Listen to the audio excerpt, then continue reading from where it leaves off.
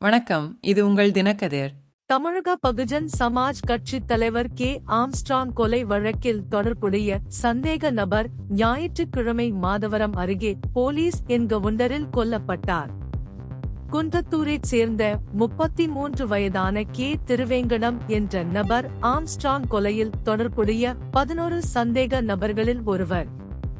ஆம்ஸ்ட்ராங்கின் தாக்குதலுக்கு பயன்படுத்திய ஆயுதங்களை மீட்க ஞாயிற்றுக்கிழமை காலை மாதவரத்தில் உள்ள ஏரிக்கரை அருகே உள்ள இடத்துக்கு திருவேங்கடத்தை போலீசார் அழைத்துச் சென்றனர். இந்த நடவடிக்கையின் போது திருவேங்கடம் ஒரு காவல்துறை அதிகாரியை தாக்கிவிட்டு தப்பிக்க முயன்றதாக கூறப்படுகிறது.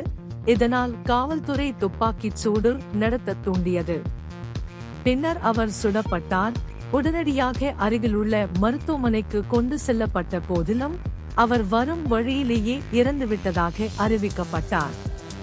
கே. ஆம்ஸ்ட்ராங் ஜூலை 5ஆம் தேதி பெரம்பூரில் கட்டப்பட்டு வரும் தனது வீட்டின் வெளியே நின்று கொண்டிருந்த போது கொடூரமாக வெட்டி கொல்லப்பட்டார்.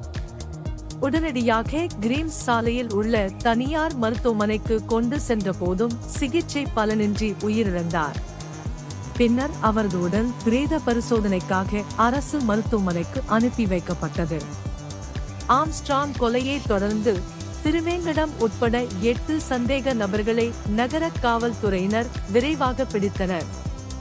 கைது செய்யப்பட்டவர்கள் பொன்னை வி. பாலு, தி. Ramu, K. S. Thirumalai, D. Selvaraj, G. Arul, K. Manivannan மற்றும் ஜே. சந்தோஷ் என அடையாளம் காணப்பட்டுள்ளனர். மேலும் சந்தேகத்தின் பேரில் கோகுல், விஜய், சிவசங்கர் ஆகிய 3 பேரும் மறுநாள் கைது செய்யப்பட்டனர். ஆம்ஸ்ட்ராங்கின் கொலையானது 2023ஆம் ஆண்டு ஃபோர்ஷோர் தோட்டத்திற்கு அருகே ஆற்காடு சுரேஷ் என்ற வரலாற்று தாழ் கொல்லப்பட்டதற்கு பழிவாங்கும் செயல் என்று அதிகாரிகள் நம்புகின்றனர்.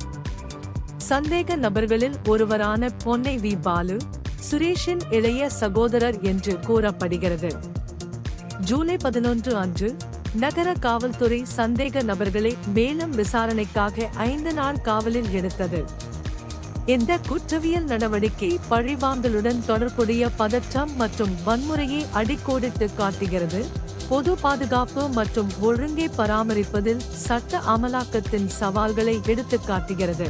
இது உங்கள் தினக்கதிர். நன்றி.